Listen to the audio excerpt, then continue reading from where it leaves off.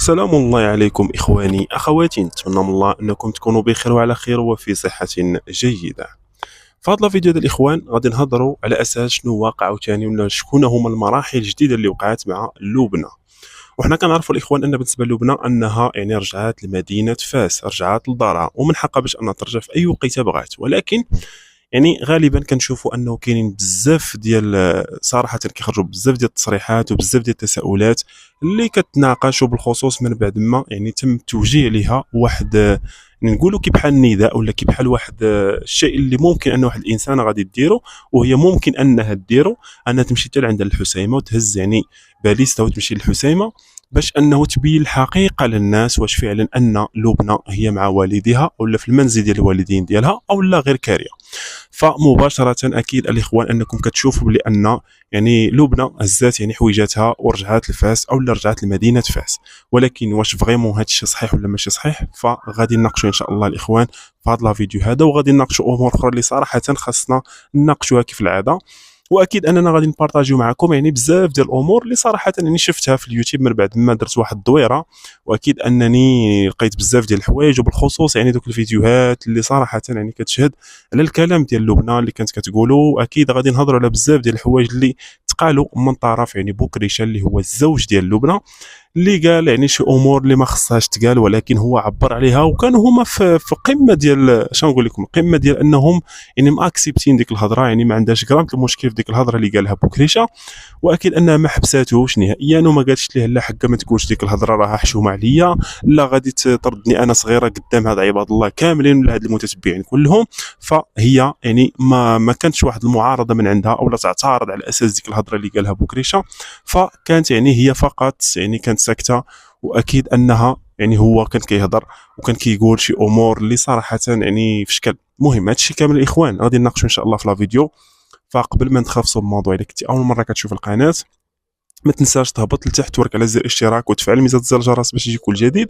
وما تنساوناش الاخوان ديروا لايك الفيديو واحد تعليق يكون تحفيزي، وما تنساوناش من البارطاج ديالكم بارطاجيو لنا هذا الفيديو ديال اوسع نطاق ممكن باش انه يوصل كاع الناس اللي مهتمين بهذا الموضوع هذا.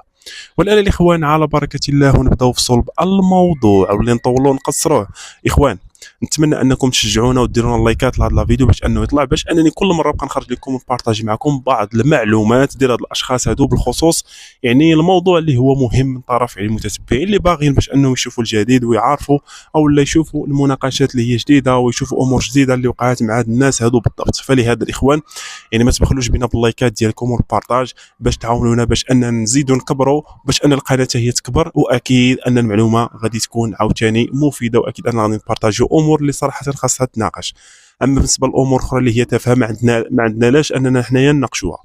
المهم الاخوان كما قلت لكم انه بالنسبه للبنى انها يعني هزات يعني الحويجات ديالها والمسائل ديالها وبنتها ومشات لمدينه فاس ورجعت للمنزل ديالها، ومن حقها باش انها ترجع وقت ما بغات وتمشي وقت ما بغات. حنا ما سوقنا في هذا الشيء كامل، ولكن كاينين شي امور اللي صراحه كنتدخلوا فيها، يعني شي امور اللي هي يعني كتعطي فيهم الاكسبت كي بحال داكشي اللي كانت ديجا قالته، انه قالت للناس اي واحد يعني كان او لا اي واحد قال لي بلي انني انا قلت بلي انا عندي وعندي وعندي راكم عارفين بالضبط علاش كندوي، يعني حط لي هذا الدليل القاطع. وفعلا الاخوان يعني ما نكذبوش انه يعني سواء هي او لا سعاد جوهره مغربيه يعني عندهم نفس المثال. كانوا في الاول يعني فاش كانوا في النزاعات بيناتهم يعني كل وحده كتنعت الاخرى وكل وحده كتبغي باش انها تشوه الاخرى، واكيد انه هما كاملين هضروا في هذه المناطق الحساسه كما كنقولوا.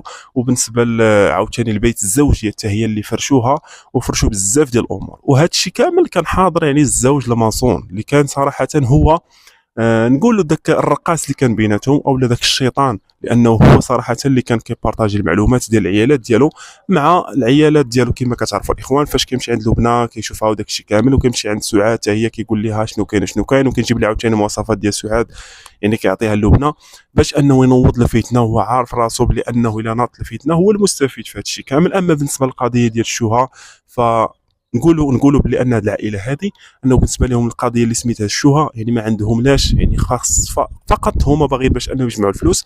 الحاجه اللي فيها الفلوس راه غادي يديروها. يعني بالنسبه للشوهه ما كتعني لهم حتى شي حاجه، يعني داك الشيء كامل كيدوز، ولكن الفلوس خصهم يدخلوا باش انهم يحسوا بريوسهم دايرين واحد الانجاز، لدرجه انهم ولاو الاخوان اللي صراحه انا كنشوف شي امور اللي يعني كتخليني كنقول مع راسي كيفاش انا هاد الناس هادو فرحانين على اساس هاد الشويه كامله اللي كيديروها، يعني كيخرجوا كيقول لك لا حكا حيت حنا مشهورين بزاف ما يعني ما يمكنش لنا اننا نخرجوا مع العائلات ديالنا لبرا باش انه حيت الناس كيجيو يعني كيتصوروا معاهم ولا خافوا شي واحد يصورهم بالخفاء. كي بحال كنقولوا بلي ان هاد الاشخاص هادو داروا واحد الانجاز اللي الناس يعني يعني كي بحال قلت كيتسابقوا فاش كيشوفوهم كيتسابقوا باش انهم ياخذوا السيلفي معاهم ويقولوا بلي ان هاد الناس هادو راه قدوه ويخليهم قدوه للوليدات ديالهم. ولكن حنا كنشوفوا بلي انه هاد القضيه ديال الشهره راه عكس، فهي الشوهه. يعني بالنسبه للعائلات ديالهم يعني اغلبيه دوك الناس اللي هما قرابين ليهم اللي حاسين براسهم هما ما باغينش يتشوهوا راه ما كيتمشاوش معاهم نهائيا في الشارع باش غير نكونوا واضحين. وبالخصوص فاش كيمشيو شي بلاصه ولا يخرجوا شي بلاصه يعني كيحاولوا ما امكن انهم يبعدوا منهم، فقط هما كيتلاقاو اولا كيتلاقاو في المنزل فقط. مهم كما قلت لكم الخوت انه بالنسبه للبنى واش فعلا ان هي هربات من الحسيم على اساس انه يعني غادي تجي واحد الانسان اللي قالت بلي انها غادي تهز يعني الباليزه ديالها وتشد الطريق للحسيمه باش انها تفضح المستور. ومباشره يعني شفنا بلي ان لبنى نزلات لمدينه فاس يعني رجعات لدارها. واش فعلا حيتاش هي كانت خايفه او حيتاش خافت انه يعني تم يعني تسريب بعض المعلومات اللي ما سرباتهاش او اللي ما عطاتهاش للمتتبعين، او لا خافت على اساس ان العائله ديالها هما اللي قالوا لها حقا خاصك تمشي بحالك، ما بغيناش مشاكل، ما بغينا حتى شي حاجه، خاصك تجمع حويجاتك وتمشي بحالك والمشاكل كلها يعني فكيها لراسك، حنا ما درنا لك حتى شي مشكل، انت جيتي انت شفتينا صافي السلام عليكم. واش فعلا هاد الهضره هذه كان ولا ما كايناش؟ فالله اعلم، لاننا حنا كنشوفوا يعني اكيد انه كاين فيديوهات اللي صراحه رغم اننا حنا ما كنعيشوش معاهم ولكن لا فيديوهات ديالهم يعني كيبينوا الحقيقه ديالهم، يعني كيبينوا الحياه اليوميه ديالهم وكيفاش كيتعاملوا مع الحياه اليوميه ديالهم والطريقه باش كيمشيو مع الحياه ولا كيسيروا الحياه ديالهم. فلهذا فاش كنشوفوا حنا الفيديوهات ديالهم كنشوفوا يعني داكشي البارطاج ديالهم حنا كنزيدوا كنتاكدوا بلي ان راه كاينه شي حاجه تما، وبالخصوص ان هي يعني سافرت بواحد الطريقه اللي كانت في شكل، وبالخصوص ان فاش كانت اصلا هي سافرت من مدينه فاس حتى الحسيمه بحال كانت غضبانه ولا شي حاجه. حنا ما غاديش نزربوا الاخوان ونقولوا لا حقا حيتاش كان عندها شي مشكل او لا بالنسبه لبكريشه قال لها شي هضره وما عجباتهاش وغضبات ومشات بحالها الحسيمه او لا بغات دوز العيد مع العائله ديالها. يعني هذا الشيء كامل حنا ما غاديش نناقشوه، لان هاد الامور هذه يعني بعيدا كل البعد على يعني الامور اللي متعلقه بالعائلات وداك الشيء كامل، لان حنا ما كناش حاضرين وما عارفينش على المشكل. ممكن يكونوا عندها مشاكل ديالها الخاصه وما بغاش تبارطاجيهم، واكيد اننا خاصنا نحترموا هذا الشيء كامل، ولكن داك الشيء او داك الامور حنا اللي كنشوفوها فخاصنا نناقشوها. فكما قلت لكم الاخوان واش فعلا ان هي حست بالرعب من طرف هذه الانسانه هذه اللي قالت لها بلي انه انا غادي نجي حتى لعندك، وهي عرفات راسها بلي ان ديك الانسانه غادي ديرها وتقد عليها، وبالخصوص انها هي واحد الانسان اللي في شكل. فلهذا هي مباشره هزات حويجات ديالها وهزات بنتها ورجعت لمدينه فاس باش ان ما ديرش المشاكل، وباش انه يعني هي على الاساس يعني ما اعتقد يعني ما عرفتش نقول لكم لا حق هذاك هو السبب اللي خلاها، فممكن ان هي تمشي او ترجع لمدينه فاس باش انه ما تفضحش يعني داك الشيء كامل اللي قالته المتتبعين، او لا باش ما ديرش يعني المشاكل لعائلتها او لا يعني بزاف ديال الامور وبزاف ديال التساؤلات كيدوروا في الذهن ديالنا. ولكن داك الشيء كامل الاخوان ما حدنا حنايا ما كناش حاضرين ليه، فما كاينلاش اننا نهضروا في التفاصيل ديالها. المهم بالنسبه للاخوان كما قلت لكم هي مباشره جات لمدينه فاس، واكيد انه بالنسبه للفيديوهات ديالها اللي بارطاجاتهم اللي صراحه يعني بالنسبه لي يعني كنشوف ولا كنلاحظ بلي ان من الاحسن دابا حاليا فاش هي يعني كان مشكل بينها وبين الناس او دوك الاشخاص ولا المنتقدين اللي هما كيساندوا ولا كتبارطاجي معهم معلومات عندها مشكل معاهم، فهي تاخذها بواحد الطريقه اللي هي ايجابيه باش انها ما تبقاش يعني تحاول ما امكن انها تبعد من المشاكل ودير الروتينات ديالها باش انه ما تزيدش يعني في التوتر، وبالخصوص انها هي كنعرف بان هي سورسي، واكيد اي خطا فاكيد انها غادي ينزلوها مباشره للسجن. فممكن انها تكون واحد الخطه مدروسه من طرف هاد الاشخاص، او لا نقولوا بلي انهم هما باغيين باش انه يغرقوها بواحد الطريقه في شكل، ولكن كما كنقولوا الانسان اللي كيحفر حفره فغادي يجي واحد النهار وغادي يطيح فيها. فداك الشيء علاش حنا ما غاديش نلوموا حتى شي واحد سواء مع المنتقد ولا دوك الاشخاص اللي كيخرجوا فيها، او دوك الاشخاص اللي صراحه كيخرجوا بتصريحات وكيفضحوا فيها. فهنا كيبقى غادر الاصدقاء كما كنقولوا، وحشومه وعيب وعار ان الانسان يعني بارطاجي معاك الحلوه والمره في الاخير يعني فاش يكون واحد المشكل بيناتكم كتخرجوا كتفضحوا بعضياتكم. فنتمنوا انه اي واحد يعني هذه تكون واحد العبره لاي واحد كما كان عنده اصدقاء ديالو، يحاول ما امكن انه يخبي الاسرار ديالو. ما يمكنش ان الانسان يخرج شي امور اللي ما خصهاش اصلا تخرج وكيعطيها الاصدقاء ديالو، فغادي يجي واحد النهار وغادي يتاجروا به. داكشي دابا حاليا الاخوان اللي وقع للبنى.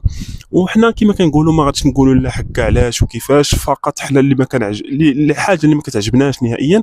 فيعني دوك التصريحات ولا الطريقه باش كيخرجوا يعني دوك الاشخاص اللي كانوا معاها، اللي اكيد انهم عندهم يعني واحد زله لسان اللي هي في شكل يعني كيهضروا في شي امور اخرى. يعني الا كنتي مع العائله ديالك ما يمكنش انك انت دير داك لا فيديو تسمع.